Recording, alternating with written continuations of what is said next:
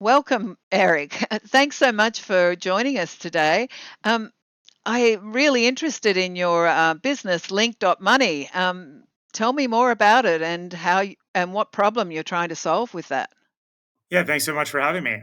So the company was created on the thesis that payment processing and payments in the United States are extremely expensive for merchants. If you look at the average cost of processing for digital merchants to take, credit or debit cards, often they're paying anywhere from 2 to 4%, Yeah. in many cases for payment processing costs. And in other markets, we've seen a dramatic evolution in payments towards bank-based payment methods and open banking. So if you look at Europe, which actually has some open banking laws, payment via bank account through a checkout flow has gained share very, very rapidly. It's basically around 20% market share and has taken a lot of volume from credit and debit cards in that market. The first instance of that actually was in the Netherlands with a payment network called Ideal, which was the first kind of bank account based payment method. But we've now seen this in other markets like India with UPI, Pix in Brazil. And so bank based payment methods and open banking in general has been kind of an enormous secular trend that has shifted volume away from cards towards a more secure and cheaper payment method, which is better for consumers because it's more secure. You're basically logging into your bank account. There's much less fraud and risk of someone taking your debit or credit card and using that information to go buy something. And from a merchant perspective, it's obviously far cheaper. So we saw the opportunity to, basically push this in the United States and have a bank-based payment method, which our company Link Money now provides. You can look at our site link.money and we describe how it works, and to basically be the first solely U.S. focused company pushing a pay by bank payment method in the United States to help, again, customers pay with the secure payment method and obviously merchants save money. Good work, you. It's been a long time coming, really, and I am originally Australian, and bank transfers they do that there, even though I've been gone over 20 years. But I was bemused by the fact that in the US, considering all the population and wealth, that this has not been happening. I know Zelle and a few other apps, but they've also had a lot of scams recently. What is the deal with that? Yeah, so if you kind of take a step back and just think about payments in the United States, the US tends to actually be behind other markets. Part of that is Yeah, because the banking system in the US is extremely fragmented. There's right. thousands, there's something like, 10,000 banks in the United States.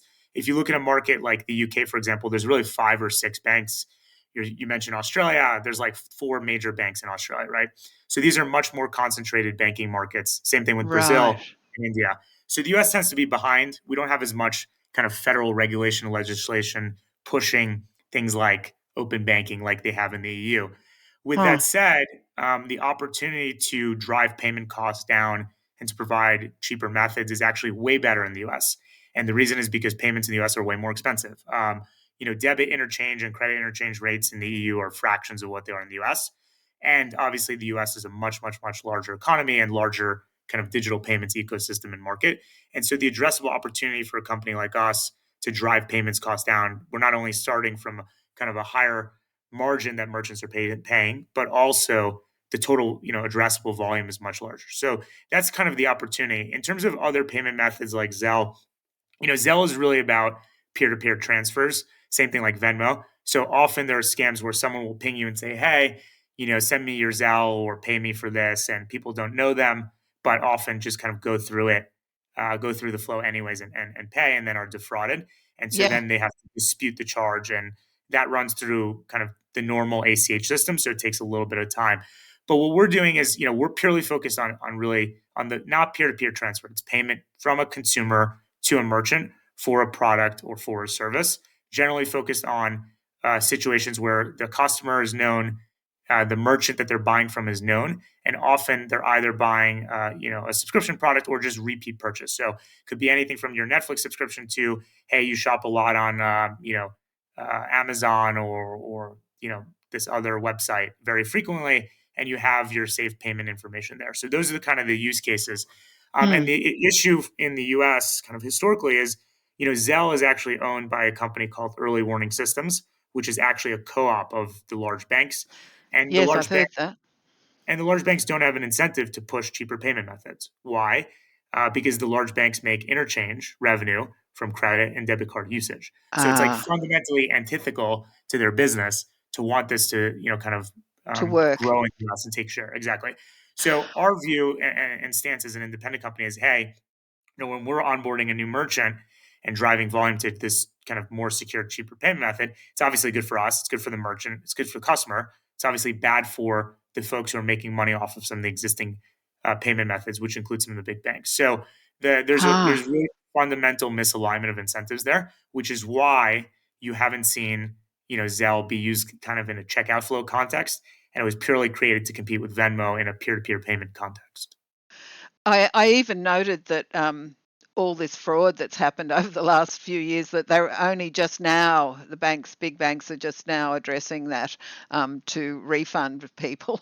And I'm like, gee, that's not quick work of solving the problem. So this is great. And so basically, what I'm hearing then is the the your business model is that your customer who has to sign up with you is the merchant, not the banks and not the customers that go to the merchant. Is that correct? Exactly. So we have a pure B2B go to market. So Got it. we sign merchants, they onboard with us, they can integrate the payment method into their checkout flow in a matter of days. It's very Great. easy and seamless to use, works with their existing systems. And then the customer will see that as a option in the checkout flow. Usually it'll be labeled as pay by bank or something similar. And they Right. click that. And then the customer flow is as secure as logging into your bank account. So basically, you click a logo for your bank, it'll show you to enter your username and password. It's actually you logging into your bank account, so it's the same security as if you went to, Chase or Bank of America or any of these websites or their app. You log in, and that's it. It will say fetching account information and payment successful, basically, and that's it. One and Very done. cool. It works with any existing bank account, and obviously, you don't need to sign up with Link Money or our company. We don't really exist in that context. We're purely Yeah. a B2B, payment infrastructure provider. And so how do merchants find out about you? Do customers have to go to merchants and say, "Hey, I've heard about this great service. Can you sign up so that I can use it on your with whatever subscriptions they have with that company?" Yeah, so it's a mix. Generally speaking, we have a sales team, so we obviously, have outreach to relevant merchants where we think we can save them money and provide, again, more secure and cheaper payments. So we Great. do that. Merchants also, ping us, whether they see us at a conference or through our website. And then, once that onboarding is complete, customers can use it to pay, just like any other payment method. Very good, and so practical at this time, particularly as we're going into this year. So, what are your thoughts about FinTech? Obviously, I've been involved in it for um, Mhm.